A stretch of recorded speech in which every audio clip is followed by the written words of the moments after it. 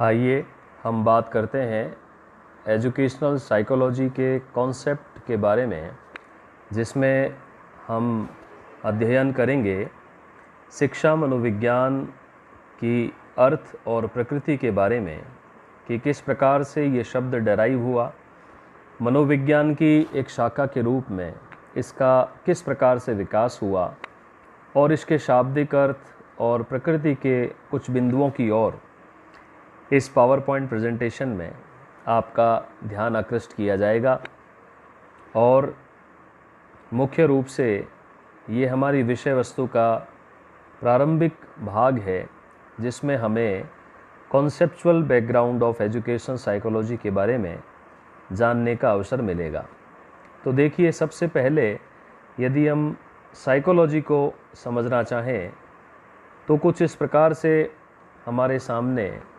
एक स्लाइड में बताया गया है कि साइकोलॉजी एक एकेडमिक और scientific body of mental process है, जो कि विशेषकर विद्यार्थियों के व्यवहार के बारे में और उनकी मानसिक प्रक्रियाओं के बारे में अध्ययन करती है। और मानसिक प्रक्रियाएं चूँकि आपके मस्तिष्क से जुड़ी होती हैं और उसमें होने वाले नित्य नए परिवर्तन, जो भी न्यूरोलॉजिकल चेंजेस आते हैं, बहुत सारे मेटाबॉलिक रिएक्शंस की वजह से भी आपके बहुत सारे चेंजेस बॉडी में बायोकेमिकल प्रोसेसेस में देखने को मिलते हैं, जिसके माध्यम से आपके ऑल ओवर पर्सनैलिटी पर, बिहेवियर पर, इंटरपर्सनल रिलेशनशिप पर कहीं न कहीं व्यक्तिशः और सामूहिक रूप से प्रभाव पड़ता है। और वे सभी मिलकर कहीं न कहीं आपकी चेतना से जुड़े होते हैं और चेतना के माध्यम से ही हमारे मन, आत्मा और चिंतन का जुड़ाव होता है और हम किसी भी प्रकार के व्यवहार को लोगों के सामने प्रदर्शित करते हैं। और मानसिक क्रियाओं से जुड़ा होने के साथ ही हम जुड़ जाते हैं कई प्रकार की मानसिक योग्यताओं से, मानसिक स्वास्थ्य संबंधी बहुत सारी प्रॉब्लम्स के साथ में, जो कि ह्यूमन बिहेवियर के बहुत सारे आयामों के बारे में बात करती है। तो इस प्रकार से मनोविज्ञान जो है वह साइंस ऑफ इंटेलेक्ट्स है, कैरेक्टर है और बिहेवियर ऑफ एनिमल्स के बारे में भी ये बात करता है, animals as well as human being. तो हम इस प्रकार से मनोविज्ञान को शिक्षा के संबंध में जानने का प्रयास करें तो साइकोलॉजी शब्द जो है वह डेराइव्ड हुआ है साइकी के इंग्लिश वर्जन से, जिसका अर्थ है सोल और माइंड, आत्मा या मन। इसी क्रम में लोगोस जो शब्द है वह एक प्रकार के शास्त्र या विज्ञान या डिस्कोर्स की ओर इंगित करता है कि ऐसा विज्ञान जिसमें हम मन और आत्मा का अध्ययन करते हैं। तो इस प्रकार से psychology as the science of soul as well as mind and consciousness, अर्थात हमारी चेतना से जुड़ा हुआ विज्ञान भी इसे कहा जाता है। और इसके विकास के क्रम में यदि हम बात करें तो शुरुआत में ये मनोविज्ञान जो है वो आत्मा का विज्ञान माना जाता था, फिर ये मन का विज्ञान हुआ, फिर ये चेतना का विज्ञान हुआ और नाउ एट ए टाइम इसे psychology as the science of behaviour या मानव व्यवहार के अध्ययन का विज्ञान माना जाता है। इसी तरह से यदि हम कुछ डेफिनेशंस की बात करें तो मनोविज्ञान की दो प्रसिद्ध डेफिनेशन, जो कि एक W.B. कॉल्सनिक के अनुसार दी गई है कि psychology is the science of human behaviour, मानव व्यवहार का अध्ययन करने का जो विज्ञान है वही वास्तव में साइकोलॉजी है, मनोविज्ञान है। इसी क्रम में C.V. गुड ने डिफाइन किया है कि psychology is the study of adjustments of organism, कि जो भी जीव जंतु है या ह्यूमन बीइंग है, वे अपने बदलते वातावरण के साथ में किस प्रकार से समायोजित होते हैं किस प्रकार से अपनी मानसिक गतिविधियों का संचालन करते हैं, जिसके माध्यम से वे अधिक से अधिक समायोजन की प्रक्रिया को अपने जीवन में ला सकें। तो इस तरह से बदलते पर्यावरण में हम किस प्रकार से समायोजित होते हैं, इसे जानने का विज्ञान, ऐसे शास्त्र को हम साइकोलॉजी या मनोविज्ञान के नाम से जानते हैं। तो साइकोलॉजी की प्रकृति के बारे में यदि बात की जाए तो यह एम्पिरिकल है, जो कि स्टडीज़ पर आधारित है, एक्सपेरिमेंटल है, प्रयोगों पर विश्वास करता है। मनोविज्ञान की बहुत सारी प्रयोगशालाओं में नित्य नए अध्ययन होते हैं और मनोविज्ञान के कई तथ्यों को उन प्रयोगों के माध्यम से उद्घाटित किया जाता है। ये सिस्टमैटिक स्टडी है, एक क्रमिक विज्ञान है और एक लंबे इतिहास के परिप्रेक्ष्य में इसने अपना विकास किया है। और साथ ही साथ में ये मापन से जुड़े हुए बहुत सारे उपकरणों का यूज़ करता है। साइकोलॉजिकल जो भी टूल्स होते हैं उनका उपयोग किया जाता है, जो कि विशेषकर मानव व्यवहार के अध्ययन में यूज़ आते हैं। तो इस प्रकार से इस शास्त्र की अपनी एक पारिभाषिक शब्दावली है, जैसा कि विशिष्ट विज्ञान में पाई जाती है। तो जस्ट लाइक इसे इसी कारण से प्योर साइंस कहा गया है, क्योंकि ये प्रयोगों पर आधारित होता है। इसी क्रम में यदि हम बात करें एजुकेशनल साइकोलॉजी की, तो इसकी जो परिभाषा है, इसका जो स्कोप है और यूटिलिटी क्या है, इसके बारे में बात करने पर हमें पता चलता है कि एजुकेशनल साइकोलॉजी की एक ब्रांच है, शाखा है, जिसमें विशेषकर मनोविज्ञान के सैद्धांतिक परिप्रेक्ष्य को शिक्षा में किस प्रकार से यूटिलाइज किया जा सकता है, इसका अध्ययन किया जाता है। तो वहीं एजुकेशनल साइकोलॉजी जो है वो दो शब्दों से मिलकर बना है, एजुकेशन और दूसरा साइकोलॉजी।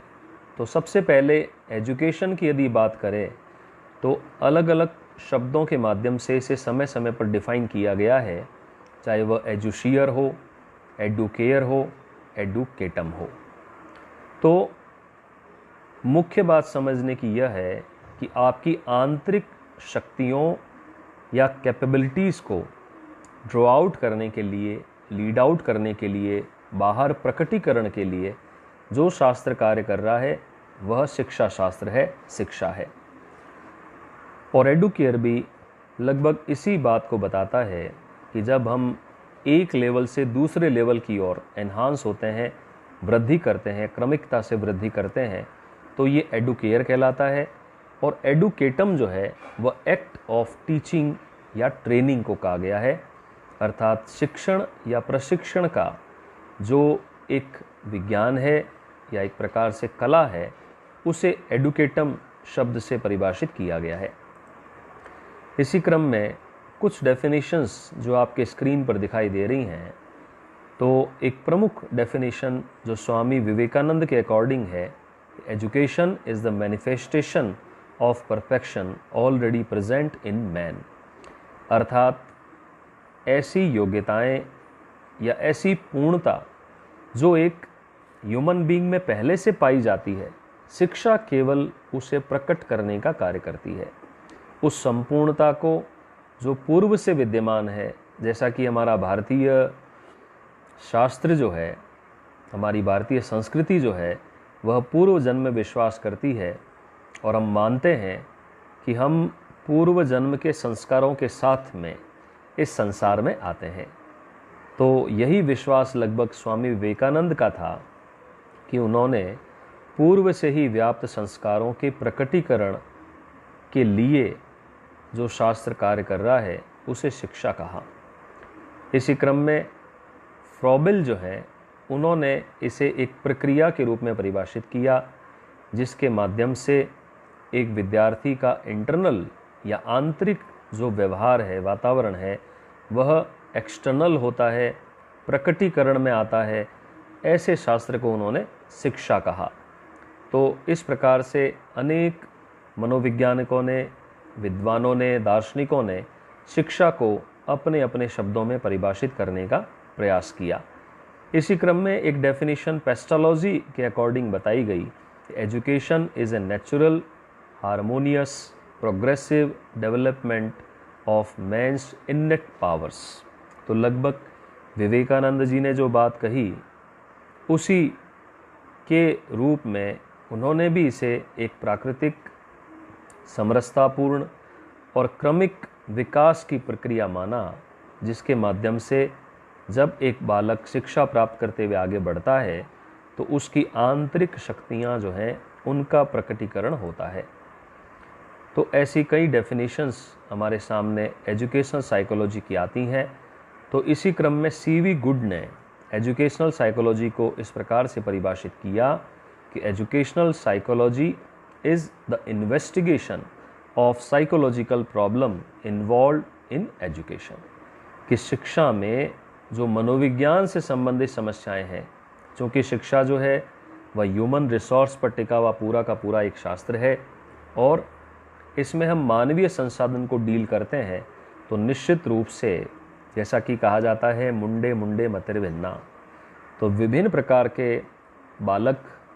अनेक प्रकार की मेंटलिटीज़, डिफरेंट टाइप ऑफ पर्सनालिटीज़ को हम शिक्षा में डील करते हैं। तो इसलिए हम एक practical application of psychological principles अर्थात मनोविज्ञान के जो सिद्धांत हैं उनका अनुप्रयोग जब शिक्षा में करते हैं और study of nature of learning, कि एक विद्यार्थी, एक बालक किस प्रकार से सीखता है, अधिगम करता है, इसके बारे में भी अध्ययन करते हैं, तब हम मनोविज्ञान का सहारा लेते हैं और शिक्षा में मनोविज्ञान से जुड़ी समस्याओं के समाधान के लिए एक शाखा का डेवलपमेंट हुआ है जिसे हम शिक्षा मनोविज्ञान के नाम से जानते हैं। तो इसी क्रम में J.M. स्टीफन ने एजुकेशनल साइकोलॉजी को एक systematic study of educational growth बताया कि शैक्षिक जो वृद्धि हमारी होती है, शिक्षा प्राप्त करते करते जो हम क्रमिकता, प्रोग्रेसिव रूप से आगे बढ़ते हैं, तो किस प्रकार से हम अपना विकास करते हैं, हमारे अंदर क्या क्या चेंजेस आते हैं, उन सारी वृद्धि और विकास के बारे में अध्ययन करने का जो शास्त्र है उसे एजुकेशनल साइकोलॉजी कहा गया। तो इसी तरह से क्रो ने एजुकेशनल साइकोलॉजी को डिस्क्राइब किया इस प्रकार से कि ये learning experience of an individual, यानी कि एक लर्नर जो होता है, एक अधिगमार्थी जो सीखने वाला होता है, वह अपने जन्म से ओल्ड एज तक किस प्रकार से सीखता है,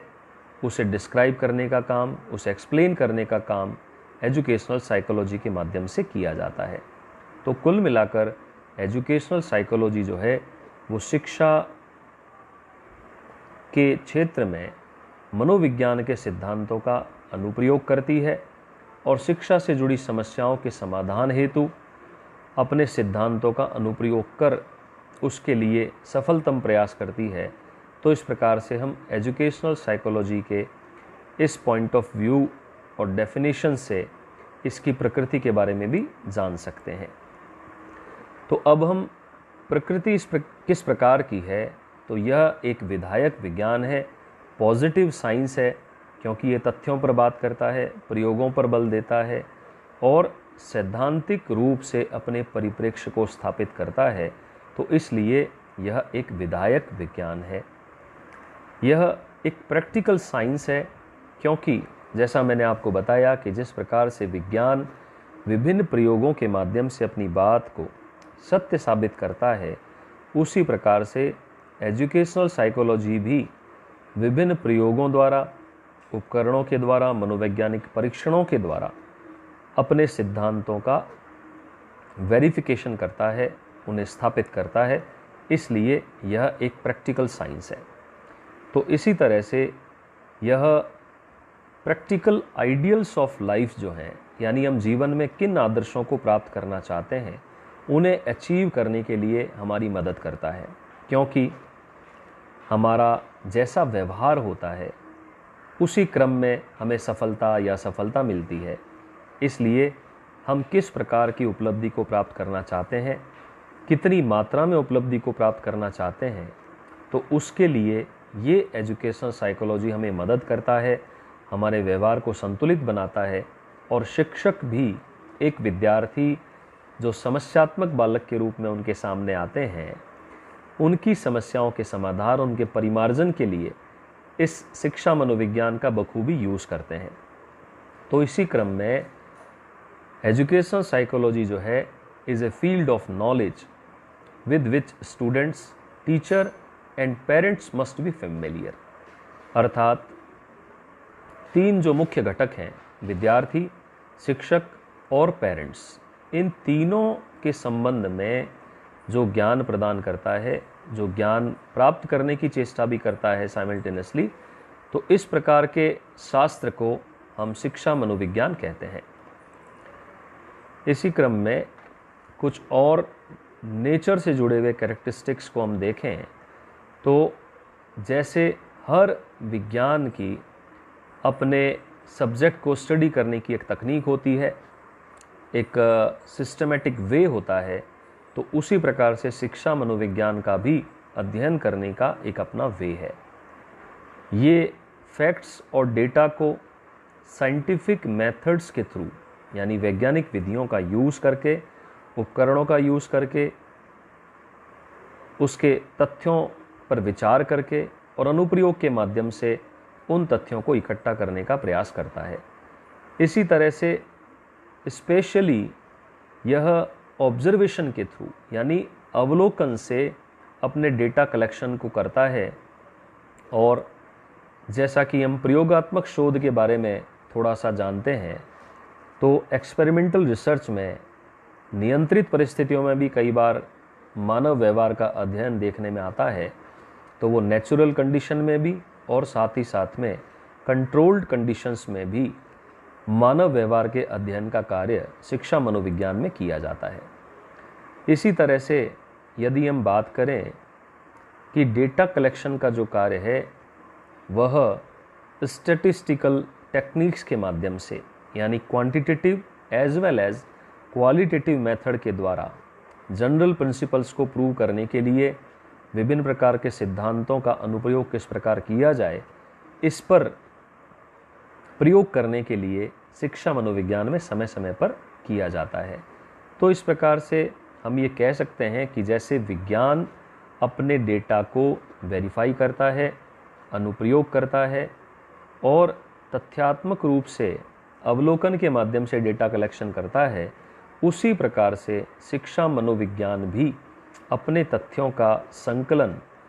बिल्कुल प्रयोगात्मक तरीके से करता है। इसीलिए इसे पूर्व में प्योर साइंस भी कहा गया है। तो इस तरह से हमने ये देखा कि किस प्रकार से शिक्षा मनोविज्ञान जो है वह शिक्षा के क्षेत्र में कार्य करता है और इसके अनुप्रयोग के माध्यम से हम शिक्षा की विविध समस्याओं के समाधान का प्रयास निरंतर करते रहते हैं। तो आज हम इतना ही एजुकेशनल साइकोलॉजी के